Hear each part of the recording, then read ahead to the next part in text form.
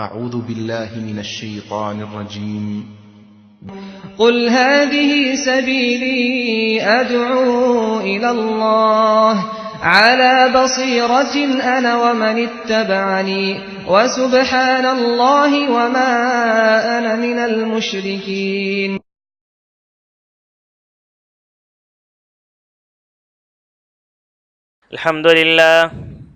الحمد لله نحمده ونستعينه ونستغفره ونؤمن به ونتوكل عليه ونعوذ بالله من شرور أنفسنا ومن سيئات أعمالنا. من يهده الله فلا مضل له ومن يضلله فلا هادي له، وأشهد أن لا إله إلا الله وأشهد أن محمدا عبده ورسوله أرسله بالحق بشيرا ونذيرا. أما بعد، فإن خير الحديث كتاب الله، وخير الهدي هدي محمد صلى الله عليه وسلم، وشر الأمور محدثاتها، وكل محدثة بدعة، وكل بدعة ضلالة، وكل ضلالة في النار. أعوذ بالله السميع العليم من الشيطان الرجيم، من همزه ونفخه ونفثه. بسم الله الرحمن الرحيم. قاف والقرآن المجيد، بل عجبوا أن جاءهم منذر منهم فقال الكافرون هذا شيء عجيب، أإذا متنا وكنا ترابا ذلك رجع بعيد، قد علمنا ما تنقص الأرض منهم وعندنا كتاب حفيظ، بل كذبوا بالحق لما جاءهم فهم في أمر مريج. أفلم ينظروا إلى السماء فوقهم كيف بنيناها وزيناها وما لها من فروج، والأرض مددناها وألقينا فيها رواسي وأنبتنا فيها من كل زوج بهيج، تبصرة وذكرى لكل عبد منيب. يا أيها الذين آمنوا اتقوا الله حق تقاته ولا تموتن إلا وأنتم مسلمون. يا أيها الذين آمنوا اتقوا الله وقولوا قولا سديدا يصلح لكم أعمالكم ويغفر لكم ذنوبكم، ومن يطع الله ورسوله فقد فاز فوزا عظيما. وقال الله تبارك وتعالى في موضع آخر: ولقد أوحي إليك وإلى الذين من قبلك لئن أشركت ليحبطن عملك ولتكونن من الخاسرين. ब्रादरान इस्लाम, मोहतरम बुज़ुर्गों, दोस्तों और पर्दा नशीन ख़वातीन इस्लाम, अल्लाह तबारक व तआला का बेपाया शुक्र एहसान है कि जिसने इस अज़ीम कायनात को पैदा फरमाया, उसी अल्लाह रब्बुल जलाल ने हम तमाम को अशरफुल मखलूक़ात बनाकर उम्मत मुहम्मदिया सल्लल्लाहु अलैहि वसल्लम में से पैदा फरमाया। दरूद व सलाम हो तमाम अम्बिया अलैहिमुस्सलातु वस्सलाम पर, खुसूसन आखिरी नबी जनाब मुहम्मदुर रसूलुल्लाह सल्लल्लाहु अलैहि वसल्लम पर, जिनकी मेहनतों और कोशिशों की वजह से आज हम इस्लाम के साए में आराम के साथ ज़िंदगी गुजार रहे हैं।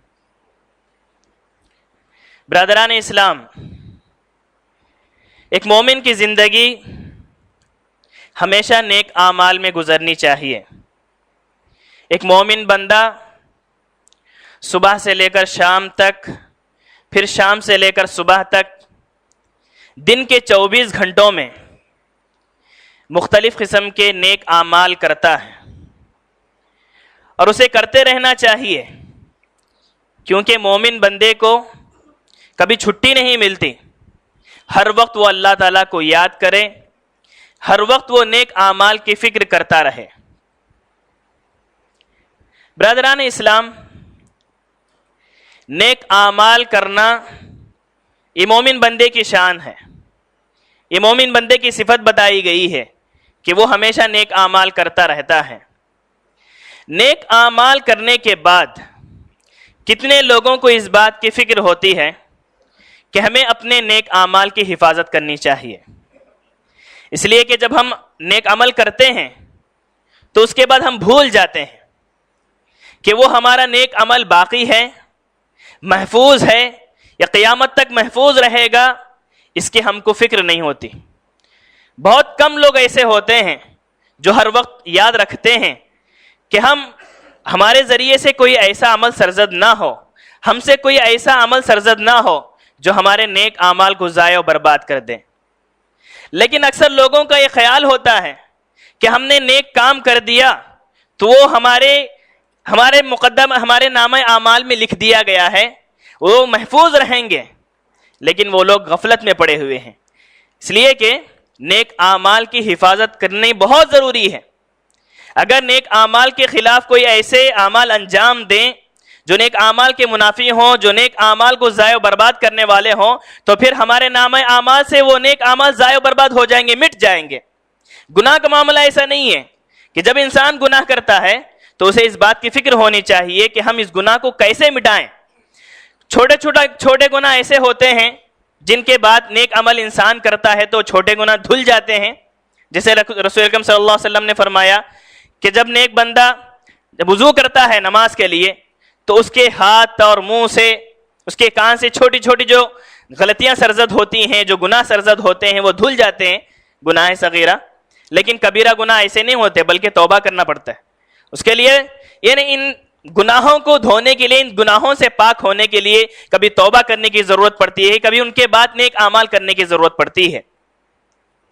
تو یہ گناہ ہمارے محفوظ ہو جاتے ہیں، چاہے آپ اس کی فکر کریں یا نہ کریں، ہمارے نامہ اعمال میں محفوظ ہو جاتے ہیں گناہ، ان کو ختم کرنے کی ہم کو فکر ہونی چاہیے۔ لیکن نیک اعمال ویسے نہیں ہیں، ہمیشہ انسان متنبہ ہونا چاہیے کہ ہمارے نامہ اعمال میں جو نیک اعمال ہیں کہیں ضائع و برباد نہ ہو جائیں۔ محترم حاضرین، اس خطبے میں ہم معلوم کرنے کی کوشش کریں گے کہ وہ کون سے اعمال ہیں جن کی وجہ سے ہماری نیکیاں ضائع و برباد ہو جاتے ہیں، ہمارے نیک اعمال کی حفاظت نہیں ہو سکتی۔ تو سب سے پہلی بات یہ کہ شرک ہے، کہ انسان سے جب شرک سرزد ہو جائے تو پھر اس کے پورے اعمال ضائع و برباد ہو جاتے ہیں۔ سورہ زمر کے اندر اللہ تبارک و تعالیٰ نے نبی کریم صلی اللہ علیہ وسلم سے خطاب کر کے فرمایا وَلَقَدْ أُوحِيَ إِلَيْكَ وَإِلَى الَّذِينَ مِن قَبْلِكَ، اے پیغمبر آپ سے پہلے جتنے بھی پیغمبر گزرے ہیں ہم نے ان کی طرف وحی بھیجی، ان کی طرف وحی کی گئی، لَإِنْ أَشْرَكْتَ لَيَحْبَطَنَّ عَمَلُكَ، اگر آپ نے شرک کیا، اگر آپ سے شرک سرزد ہو جائے، لَيَحْبَطَنَّ عَمَلُكَ، تمہارا عمل ضائع و برباد ہو جائے گا، وَلَتَكُونَنَّ مِنَ الْخَاسِرِينَ، اور تم خسارہ اٹھانے والوں میں سے ہو جاؤ گے، تمہاری نیکیاں ضائع و برباد ہو جائیں گی۔ کس سے اللہ تبارک و تعالیٰ خطاب کر رہا ہے؟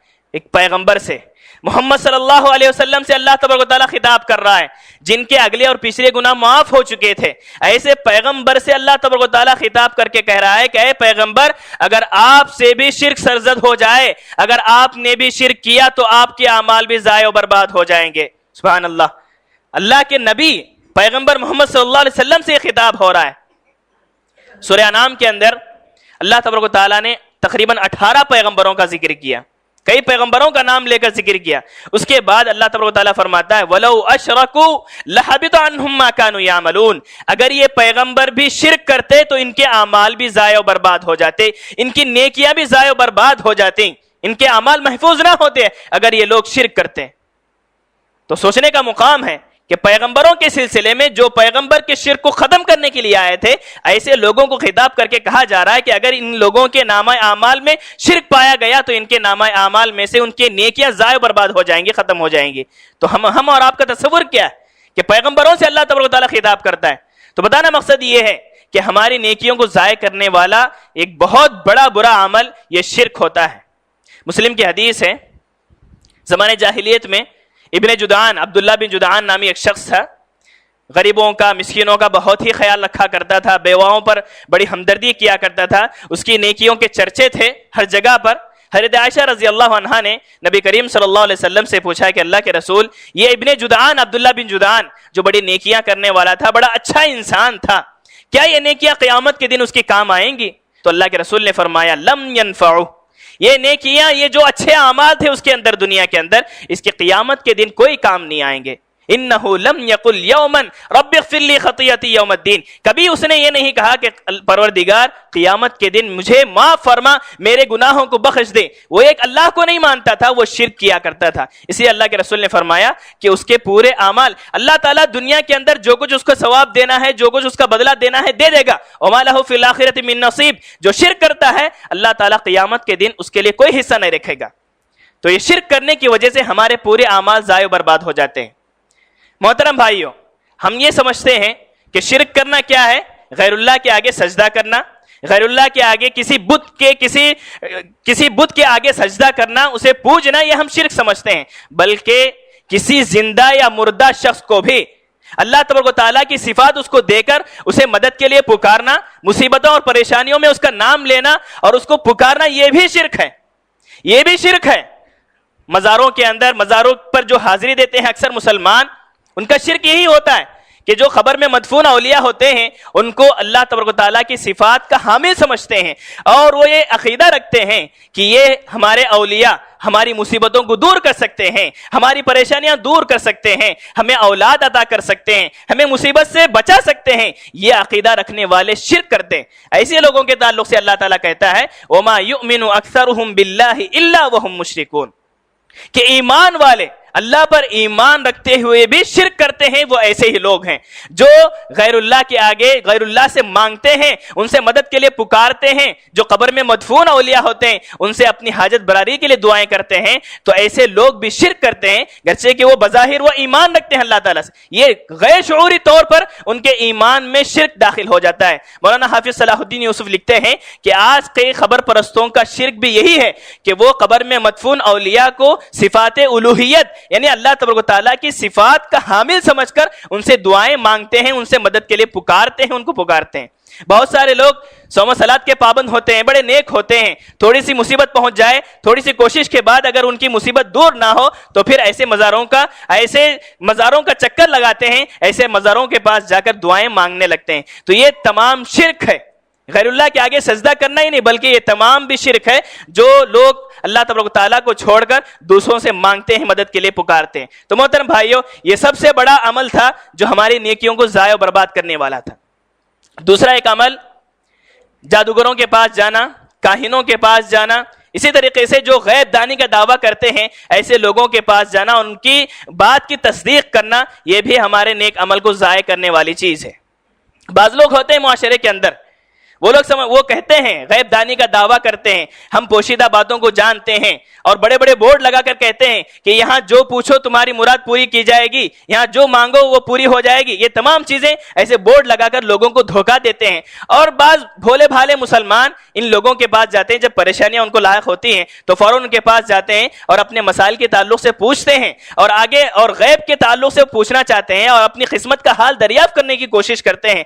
تو ایسے لوگوں کے اعمال ضائع و برباد ہو جائیں گے جو نیک عمل کرنے کے ساتھ ساتھ ان کے اعمال میں یہ چیز داخل ہو جاتی ہے. وہ کسی کاہن یا کسی جادوگر یا کسی ساحر کے پاس جا کر اپنی قسمت کا حال دریافت کرتے ہیں, یا کسی غیب دانی کا دعویٰ کرنے والے کے پاس جا کر اپنا ہاتھ دکھاتے ہیں اور اپنی قسمت بیان کرنے کے لیے کہتے ہیں. اللہ کے رسول صلی اللہ علیہ وسلم نے فرمایا من اتی عرافا فصدقه بما يقول لم تقبل له صلاة 40 یوما, کہ کوئی شخص کسی ایسے کاہن کے پاس آئے, کسی عراف کے پاس آئے جو غیب دانی کا دعویٰ کرتا ہے, غیب کو جاننے کا دعویٰ کرتا ہے, ایسے شخص کے پاس آئے اور اس کی کہی ہوئی باتوں کو تصدیق کرے تو اس کی 40 دن کی نمازیں قبول نہیں ہوں گی. جبکہ یہ نماز فرض عمل ہے, ہر دن 5 نمازیں ہمارے اوپر فرض ہیں.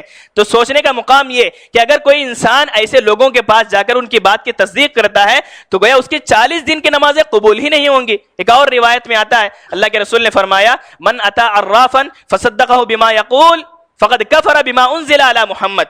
کوئی شخص ایسے کاہن یا ایسے عراف کے پاس آتا ہے, غیب دانی کا دعویٰ کرنے والے کے پاس آتا ہے اور اس کی کہی ہوئی باتوں کو تصدیق کرتا ہے, تو پھر ایسے شخص نے شریعت محمدیہ کا انکار کر دیا, گویا مسلمان ہی نہیں رہا.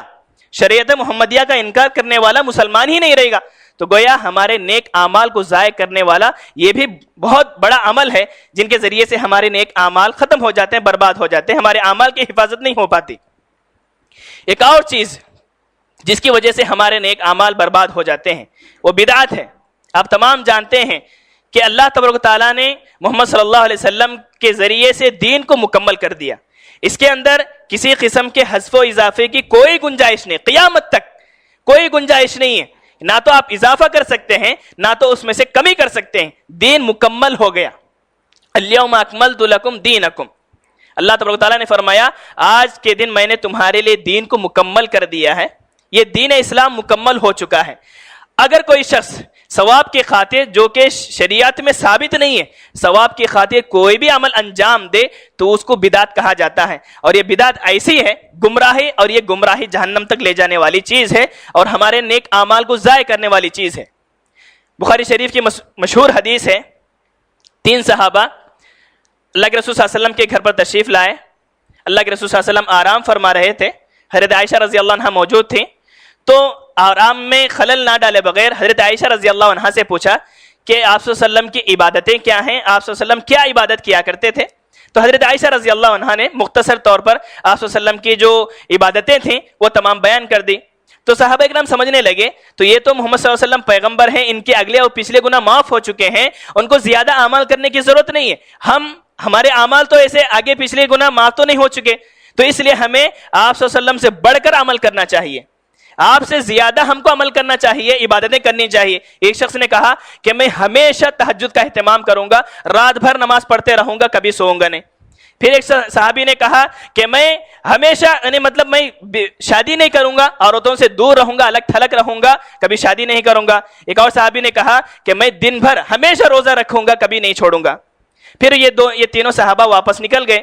جب اللہ کے رسول صلی اللہ علیہ وسلم بیدار ہوئے تو حضرت عائشہ رضی اللہ عنہا نے یہ تینوں صحابہ کا حال دریافت کیا, یہ تینوں صحابہ کے تعلق سے خبر دی کہ 3 صحابہ آئے تھے, ان کا معاملہ یہ تھا. پھر اللہ کے رسول صلی اللہ علیہ وسلم نے پورے صحابہ اکرام کو مخاطب کر کے فرمایا الا انی لاخشاکم للہ واتقاکم لہ, لوگوں سنو تم میں سب سے زیادہ اللہ سے ڈرنے والا میں ہوں, اللہ تعالیٰ کا تقوی اختیار کرنے والا سب سے زیادہ میں ہوں, مجھ سے بڑھ کر کوئی تقوی اختیار نہیں کر سکتا. تم میں سب سے زیادہ اللہ تعالیٰ سے ڈرنے والا اور تقوی اختیار کرنے والا میں ہوں. اور میرا معاملہ کیا ہے کہ میں نماز بھی پڑھتا ہوں, رات کا کچھ حصہ نماز میں بھی گزرتا ہے میرا, اور کچھ حصہ سو بھی جاتا ہوں. وَأَصُومُ وَأَفْطِرُ, اور میں کبھی روزہ رکھتا ہوں, کبھی چھوڑ بھی دیتا ہوں. وَأُصَلِّي وَأَرْقُدُ, اور میں کبھی سو جاتا ہوں, کبھی نماز پڑھتا ہوں. اور پھر وَأَتَزَوَّجُ النِّسَاءَ, اور میں نے عورتوں سے شادی کی ہے. پھر اللہ کے رسول نے فرمایا فَمَنْ رَغِبَ عَنْ سُنَّتِي فَلَيْسَ مِنِّي, جو شخص یہ میری سنت ہے, یہ میرا طریقہ ہے, اگر میرے طریقے سے کسی نے روگردانی کی تو وہ مجھ میں سے نہیں ہے. فَمَنْ رَغِبَ عَنْ سُنَّتِي فَلَيْسَ مِنِّي, کہ جو شخص میرے طریقے سے ہٹ جائے, روگردانی کرے, تو پھر ایسا شخص میرے طریقے میں نہیں, میرے شریعت میں نہیں. تو محترم بھائیو, یہ بدعت یہ ہمارے اعمال کو ضائع کرنے والی چیز ہے. آج مسلمانوں نے زندگی کے ہر معاملے میں بدعتیں ایجاد کر لی ہیں. جب بچہ پیدا ہوتا ہے تو پیدا ہونے سے لے کر مرنے تک, اور مرنے کے بعد بھی بدعت کا ایک لامتناہی سلسلہ جاری ہوتا ہے. 11ویں 12ویں چھلا چھٹی, اس قسم کی ایسی بدعتیں ہیں جو دین میں ثابت ہی نہیں ہے, اس کو دین سمجھ کر لوگ کرتے ہیں ایسی بدعتیں. اور جو لوگ ایسی بدعتیں ایجاد کیے ہیں, قیامت کے دن ان کا بہت ہی برا حال ہوگا. بخاری کی حدیث ہے, قیامت کے دن میدان حشر کے موقع پر اللہ کے رسول صلی اللہ علیہ وسلم حوض کوثر سے پانی پلا رہے ہوں گے, اپنے امتیوں کو پانی پلا رہے ہوں گے. تو کچھ فرشتے کچھ لوگوں کو دھکا دے کر دور کر رہے ہوں گے, پکڑ کر کھینچ رہے ہوں گے پیچھے. تو اللہ کے رسول صلی اللہ علیہ وسلم فرمائیں گے کہ چھوڑ دو, یہ تو میرے امتی ہیں, یہ تو میری امت کے لوگ ہیں, چھوڑ دو ان کو. تو فرشتے کہیں گے فَإِنَّكَ لَا تَدْرِي مَا أَحْدَثُوا بَعْدَكَ, کہ محمد اے پیغمبر آپ نہیں جانتے ہیں کہ آپ کے جانے کے بعد انہوں نے کیا کیا بدعتیں ایجاد کی ہیں, آپ نہیں جانتے ہیں. تو پھر اللہ کے رسول فرمائیں گے سحقن سحقن لمن غیر بعدی، ایسے لوگ دور ہو جائیں، مجھ سے دور ہو جائیں۔ اللہ کے رسول صلی اللہ علیہ وسلم بھی دھتکار دیں گے ایسے لوگوں کو اور کہیں گے کہ جو لوگ میرے بعد، جنہوں نے بدعتیں ایجاد کی ہیں، جو لوگ میرے بعد بدل گئے، ایسے لوگ مجھ سے دور ہو جائیں۔ اللہ کے رسول صلی اللہ علیہ وسلم حوض کوثر سے پانی انہیں نہیں پلائیں گے۔ تو محترم حضرات، یہ بدعت ہمارے نیکیوں کو ضائع کرنے والی چیز ہے۔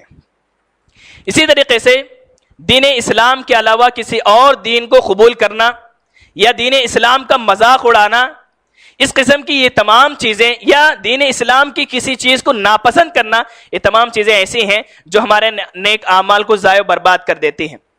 اللہ تبارک و تعالی ہمارے لیے دین اسلام کو جو ہے دین کے طور پر راضی ہو گیا۔ وَرَضِيتُ لَكُمُ الْإِسْلَامَ دِينًا، اللہ تبارک و تعالیٰ نے فرمایا کہ میں نے تمہارے لیے اسلام کو دین کے طور پر تمہارے لیے میں راضی ہو گیا۔ ان الدین عند اللہ الاسلام، سب سے بہتر مذہب اللہ تعالیٰ کے پاس کوئی ہے، قابل قبول کوئی دین ہے تو وہ مذہب اسلام ہے۔ اگر کوئی شخص مذہب اسلام کے علاوہ کوئی اور مذہب اختیار کرے گا، کوئی اور دھرم اختیار کرے گا، تو پھر نہ تو وہ دنیا میں کامیاب ہو سکتا ہے اور نہ ہی آخرت میں کامیاب ہو سکتا ہے۔ اللہ تعالیٰ فرماتا ہے دوسرے مقام پر وَمَن يَبْتَغِ غَيْرَ الْإِسْلَامِ دِينًا فَلَن يُقْبَلَ مِنْهُ، جو شخص اسلام کے علاوہ کسی اور مذہب کو قبول کرے تو پھر وہ اللہ تعالیٰ کے پاس قابل قبول نہیں ہوگا۔ اللہ تعالیٰ کے پاس وہ شخص ہرگز کامیاب نہیں ہو سکتا جو مذہب اسلام کو چھوڑ کر کسی اور مذہب کو اختیار کرے۔ اسی طریقے سے کسی اور مذہب کی تعلیمات کو پسند کرنا، پسندیدگی کی نظروں سے دیکھنا، یہ بھی ہمارے ایک اعمال کو ضائع کرنے والی چیز ہے۔ حضرت عمر رضی اللہ عنہ توریت کا ایک نسخہ لے کر اللہ کے رسول صلی اللہ علیہ وسلم کی خدمت میں حاضر ہوئے اور اللہ کے رسول صلی اللہ علیہ وسلم سے کہنے لگے اللہ کے رسول یہ بہت ہی اچھا نسخہ ہے، بہت اچھی چیزیں اس کے اندر لکھی ہوئی ہیں، اور اللہ کے رسول صلی اللہ علیہ وسلم کے سامنے اس کو پڑھنے لگے۔ اللہ کے رسول صلی اللہ علیہ وسلم بہت غصہ ہو گئے، آپ کا چہرہ سرخ ہو گیا، اور پھر اللہ کے رسول نے فرمایا افی شک انت یا ابن خطاب، بڑے ہی خطرناک انداز میں اللہ کے رسول صلی اللہ علیہ وسلم نے حضرت عمر بن خطاب رضی اللہ عنہ سے مخاطب ہو کر کہا افی شک انت یا ابن خطاب، اے خطاب کے بیٹے کیا تم کو شک ہے؟ الم آتی بہا بیضاء نقیہ، کیا میری شریعت تمہارے سامنے واضح نہیں ہے؟ کیا میں نے واضح شریعت تمہارے پاس نہیں لایا ہے؟ کیوں تم شک میں پڑے ہو؟ لو کان اخی موسیٰ حیا ما وسعہ الا اتباعی، یاد رکھو اگر اس وقت میرے بھائی موسیٰ زندہ ہوتے تو ان کے لیے کوئی چارہ نہ ہوتا کہ وہ میری شریعت پر ہی عمل کرتے۔ میری شریعت کے علاوہ وہ کسی اور شریعت پر عمل ہی نہیں کر سکتے اگر وہ آج موجود ہوتے۔ ایک اور روایت میں آتا ہے حضرت عمر رضی اللہ عنہ نے کہا کہ اللہ کے رسول یہود و نصارہ کی کچھ تعلیمات ہمیں اچھی لگتی ہیں، اگر آپ اجازت دیں تو ہم اس کو لکھ لیں۔ تو اللہ کے رسول نے فرمایا امتحوقون انتم کما تحوقت الیہود والنصارى، کیا تم ایسے ہی بے راہ روی کا شکار ہونا چاہتے ہو، ایسے ہی گمراہ ہونا چاہتے ہو جیسے یہود و نصارہ گمراہ ہو گئے؟ جیسے یہود و نصارہ گمراہ ہو گئے ایسے تم بھی ہونا چاہتے ہو؟ پھر اللہ کے رسول نے فرمایا الم آتکم بہا بیضاء نقیہ، کیا میں نے تمہارے پاس واضح شریعت نہیں لایا؟ کیا تمہارے پاس میری شریعت واضح نہیں ہے؟ لو کان موسیٰ حیا ما وسعہ الا اتباعی، اگر موسیٰ اس وقت میں زندہ ہوتے تو ان کو بھی میری شریعت پر عمل کرنا ہوتا۔ تو گویا آخری شریعت ہے محمد صلی اللہ علیہ وسلم کی شریعت، شریعت محمدیہ۔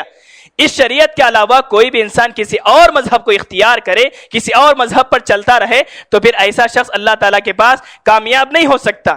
تو گویا ہمارے نیک اعمال کو ضائع و برباد کرنے والی چیز ہے۔ کچھ جدت پسند حضرات ایسے بھی ہوتے ہیں، کچھ نوجوان ایسے بھی ہوتے ہیں جو اسلام کی تعلیمات کو ناپسندیدگی کی نظروں سے دیکھتے ہیں، اسلام کی تعلیمات کا مذاق اڑاتے ہیں، اسلام کی تعلیمات کو ناپسندیدگی کی نظروں سے دیکھتے ہیں، جیسے داڑھی ہے، تعدد ازدواج ہے، پردہ ہے، اور حدود و تعزیرات ہے۔ اسلام کی جو حدود و تعزیرات سزائیں ہیں ان تمام کو وہ اپنے عقل کے منافی سمجھتا ہے۔ یہ ناقص عقل ہے ہماری، اسلام کا کوئی حکم ہم کو سمجھ میں نہیں آیا تو اس کا مطلب یہ نہیں کہ اسلام کا حکم صحیح نہیں ہے، بلکہ ہماری عقل ناقص ہے، ہماری عقل کمزور ہے کہ اسلام کی حکمت کو ہم سمجھ نہیں پا رہے ہیں۔ ہماری عقل، یہ ہماری عقل کی کمزوری ہے۔ اگر کسی اسلام کا یا شریعت کا کوئی مسئلہ سمجھ میں نہیں آ رہا ہے تو یہ ہماری عقل کی کمزوری ہے، نہ کہ اسلام کی کمزوری۔ بعض لوگ یہ سمجھتے ہیں کہ یہ اسلام کا مذاق اڑاتے ہوئے کہتے ہیں اللہ تبارک و تعالیٰ ایسے لوگوں کے اعمال کو ضائع کر دے گا، برباد کر دے گا۔ ذالک بانہم کرہوا ما انزل اللہ فاحبط اعمالہم، یہ ایسے لوگ ہیں کہ اللہ تبارک و تعالیٰ کی نازل کردہ چیزوں کو ناپسند کرتے ہیں تو اللہ تبارک و تعالیٰ نے ان کے اعمال کو ضائع برباد کر دیا۔ پھر ایک اور مقام پر جو لوگ شریعت محمدیہ کا مذاق اڑاتے ہیں، اسلامی تعلیمات کا مذاق اڑاتے ہیں، ایسے لوگوں کو اللہ تبارک و تعالیٰ خطاب کر کے کہتا ہے قل اب اللہ وآیاتہ ورسولہ کنتم تستہزئون، کیا تم اللہ اور اس کے رسول اور اس کی نازل کردہ شریعت کا مذاق اڑاتے ہو اور اس کی آیتوں کا مذاق اڑاتے ہو؟ لا تعتذروا، کوئی بہانہ مت کرو، تم بہانہ کر رہے ہو، اللہ تعالیٰ اس کے رسول اور اس کی شریعت کا مذاق اڑا کر، اس کی آیتوں کا مذاق اڑا کر تم بہانہ بنا رہے ہو۔ لا تعتذروا قد کفرتم بعد ایمانکم، ایمان لانے کے بعد بھی تم بے ایمان ہو گئے، کافر ہو گئے۔ یعنی اسلامی شریعت کے احکامات یا اسلامی تعلیمات کا مذاق اڑانا یہ بھی ہمارے اعمال کو ضائع و برباد کرنے والی چیز ہے۔ ایک اور چیز کہہ کر اپنی بات کو ختم کرتا ہوں کہ ہمارے نیک اعمال کے اندر ایک ایسی چیز داخل ہو جاتی ہے جو ہمارے شعور میں نہیں ہوتی، وہ ریاکاری ہے۔ ریاکاری کسے کہتے ہیں؟ خالص اللہ کے علاوہ اللہ تعالیٰ کے لیے عبادت کرنی چاہیے، خالص اللہ کے لیے، اس کے علاوہ کسی اور کی مرضی اس میں شامل ہو گئی، کسی کو دکھانے کے لیے کوئی انسان نیک عمل کرتا ہے تو پھر اس کو ریاکاری کہا جاتا ہے۔ اللہ کے رسول صلی اللہ علیہ وسلم نے فرمایا، حدیث قدسی ہے، اللہ تعالیٰ فرماتا ہے کہ میں ایسے شرک سے بیزار ہوں اور جو میرے ساتھ شرک کرے میں اس کو اور اس کے شرک کو میں چھوڑ دیتا ہوں۔ قیامت کے دن سب سے پہلے جن 3 لوگوں کا فیصلہ ہوگا ان میں سے ایک عالم ہوگا، پھر ایک مالدار ہوگا، سخی اور مالدار ہوگا، اور پھر ایک ایسا شخص بھی ہوگا جو اللہ کے راستے میں اپنی جان دیا ہوگا۔ قیامت کے دن اللہ تعالیٰ پوچھے گا، تینوں سے پوچھے گا کہ تم تینوں کا مقصد کیا تھا، تم نے دین کے خاطر کیا کیا؟ عالم کہے گا کہ اللہ میں نے تیرے دین کے دین اسلام کی تبلیغ کی، بہت دور دور تک اسلام پھیلایا، اور پھر تیری قرآن کی تلاوت کی، اچھے انداز میں تلاوت کی، تیرے دین کی خدمت کی۔ تو اللہ تعالیٰ کہے گا کہ تو جھوٹا ہے، تو نے قرآن اس لیے پڑھا تاکہ تجھے لوگ بہت بڑا قاری سمجھے، تو عالم اس لیے بنا تاکہ لوگ تجھے بہت بڑا عالم سمجھے۔ یہ دنیا کے اندر تیری تعریف ہو چکی ہے، دنیا کے اندر تیرا بدلہ تجھے مل چکا ہے، آج کے دن تیرا بدلہ نہیں ملے گا۔ پھر اللہ تبارک و تعالیٰ مالدار سے کہے گا تو نے کیا کیا؟ تو مالدار کہے گا کہ اللہ تیرے راستے میں نے اپنے مال کو لٹا دیا ہے، کوئی ایسا راستہ نہیں تھا، کوئی ایسی راہ نہیں تھی جس میں میں نے صدقہ نہ کیا ہو، میں نے تیرے راستے میں صدقہ نہ کیا ہو، ایسا کوئی راستہ نہیں ہے، میں نے اپنا مال لٹا دیا ہے۔ تو اللہ تعالیٰ کہے گا کہ تو جھوٹا ہے، تو نے اس لیے خرچ کیا اللہ کے راستے میں تاکہ تجھے لوگ بہت بڑا مالدار سمجھیں، بہت بڑا سخی سمجھیں، تو نے یہ کام اس لیے کیا لوگوں کی مرضی کے لیے، لوگ تو خوش ہو گئے، تیری تعریف کر دیے، آج کے دن تیرے لیے کوئی بدلہ نہیں ہوگا۔ پھر اللہ تبارک و تعالیٰ مجاہد سے کہے گا، مجاہد سے پوچھے گا تو نے کیا کیا؟ کہے گا کہ اللہ میں نے تیرے راستے میں لڑ کر اپنی جان دے دی ہے، اپنے آپ کو شہید کر دیا۔ تو اللہ تعالیٰ کہے گا کہ تو بھی جھوٹا ہے، تو اس لیے تو نے اپنی جان دے دی تاکہ تجھے لوگ بہت بڑا مجاہد سمجھیں، اللہ تعالیٰ کے لیے اپنی جان کو دینے والا بہت بڑا مجاہد سمجھیں۔ لوگوں نے تیری تعریف کر دی، تیرا بدلہ تجھے دنیا میں مل گیا، آج کے دن تیرے لیے کوئی بدلہ نہیں ہوگا۔ پھر اللہ تبارک و تعالیٰ فرشتوں کو حکم دے گا، ان کو منہ کے بل گھسیٹتے ہوئے جہنم میں پھینک دیا جائے گا۔ محترم حضرات، یہ روایت حضرت ابو ہریرہ رضی اللہ عنہ کی روایت ہے، راوی ہیں، جب یہ روایت کرتے تو ان پر 3 مرتبہ غشی طاری ہو جاتی، بے ہوش ہو جایا کرتے تھے کہ ان کے ساتھ اتنا بڑا خطرناک معاملہ ہوا۔ حضرت معاویہ رضی اللہ عنہ نے جب یہ حدیث سنی، روایت سنی، تو کہنے لگے کہ جب اتنے بڑے بڑے لوگوں کا یہ معاملہ ہوا تو پھر اس کے بعد والوں کا کیا حشر ہوگا؟ تو پھر اس کے بعد رونے لگے، زار و خطار رونے لگے۔ راوی حدیث کہتے اتنا رو رہے تھے، ہم کو محسوس ہوا، ہم جو ہے اندیشہ کرنے لگے کہ اب ان کی جان چلی جائے گی، اتنا یعنی یہ ہلاک ہو جائیں گے رو رو کر کے، اتنا خطرناک جو ہے یہ روایت کر کے حضرت معاویہ رضی اللہ عنہ بہت پریشان ہوا کرتے تھے۔ اور قیامت کے دن ایسے ریاکاروں کا بہت ہی برا انجام ہوگا، بری طرح رسوا ہوں گے جو ریاکار اللہ تعالیٰ کو خوش کرنے کی بجائے لوگوں کو خوش کرنے کے لیے نیک اعمال انجام دیں گے۔ اللہ کے رسول صلی اللہ علیہ وسلم فرماتے ہیں کہ قیامت کے دن اللہ تبارک و تعالیٰ فرمائے گا اذهبوا الى الذين كنتم تراؤون في الدنيا، دنیا کے اندر تم جس کو دکھانے کے لیے نیک اعمال کیا کرتے تھے ان کے پاس جاؤ آج کے دن، هل تجدون عندهم جزاء، جا کے دیکھو وہ کیا بدلہ دیتے ہیں تمہارا۔ تو دیکھیے دنیا کے اندر اللہ کی مرضی کے علاوہ کسی اور کی مرضی شامل ہو گئی عبادتوں کے اندر تو پھر ہمارے نیک اعمال برباد ہو جائیں گے، ضائع ہو جائیں گے۔ اللہ کے رسول نے فرمایا کہ یہ شرک ایسا ہے اخفا من دبیب النمل، چونٹی سے بھی زیادہ آہستگی سے ہمارے نامہ اعمال میں داخل ہو جاتی ہے ریاکاری۔ یہ عمل ہمارے نیک اعمال میں چونٹی جس طریقے سے آہستہ سے داخل ہوتی ہے ہم کو محسوس بھی نہیں ہوتا، اس سے کہیں زیادہ آہستگی کے ساتھ یہ ریاکاری ہمارے نامہ اعمال میں داخل ہو جاتی ہے۔ پھر حضرت ابوبکر رضی اللہ عنہ سے مخاطب ہو کر اللہ کے رسول نے فرمایا میں تم لوگوں کو ایک ایسی دعا سکھاتا ہوں کہ اگر یہ دعا پڑھنے لگو تو پھر تم شرک اکبر سے بھی بچو گے، یعنی بڑے شرک سے بھی بچو گے، اور شرک اصغر یعنی ریاکاری اس سے بھی بچ جاؤ گے۔ اللہ کے رسول نے فرمایا اللہم انی اعوذ بک ان اشرک بک وانا اعلم، پروردگار میں ایسے شرک سے تیری پناہ میں آتا ہوں، میں تجھ سے پناہ چاہتا ہوں، تیری پناہ میں آتا ہوں جس کو میں جانتے بوجھتے کروں، واستغفرک لما لا اعلم، اور میں ایسے شرک سے مغفرت طلب کرتا ہوں جو مجھ سے انجانے میں ہو جائے۔ تو محترم حاضرین، ایسے بہت ساری چیزیں ہیں جو ہمارے نیک اعمال کو ضائع و برباد کرنے والے ہوتے ہیں، تو یہ ان تمام اعمال سے اپنے آپ کو محفوظ کر لیں تو پھر ہمارے نیک اعمال محفوظ رہیں گے، اور قیامت کے دن جب ہم اللہ تعالیٰ کے روبرو پہنچیں گے تو پھر ہمیں ہمارے نامہ اعمال کا بدلہ دیا جائے گا، ہمارے اعمال محفوظ رہ سکیں گے۔ ایسے بہت ساری چیزیں ہیں، وقت اس کی اجازت نہیں دیتا۔ اللہ تعالیٰ سے دعا ہے کہ اللہ تبارک و تعالیٰ ہمیں اپنے اعمال صالحہ کی حفاظت کرنے کی توفیق عطا فرمائے، اور ہمیں ایسے اعمال سے بچنے کی توفیق عطا فرما جو ہمارے نیک اعمال کو ضائع برباد کر دیتے ہوں۔ اللہ تعالیٰ جب تک ہم کو دنیا میں رکھے اسلام کی حالت میں رکھے، جب ہمارا خاتمہ ہو تو خاتمہ بالخیر فرمائے، آمین۔ بارک اللہ لنا ولکم فی القرآن المجید ونفعنا وإیاکم بالآیات والذکر الحکیم، انہ تعالی جواد کریم ملک بر رؤوف رحیم رب حلیم۔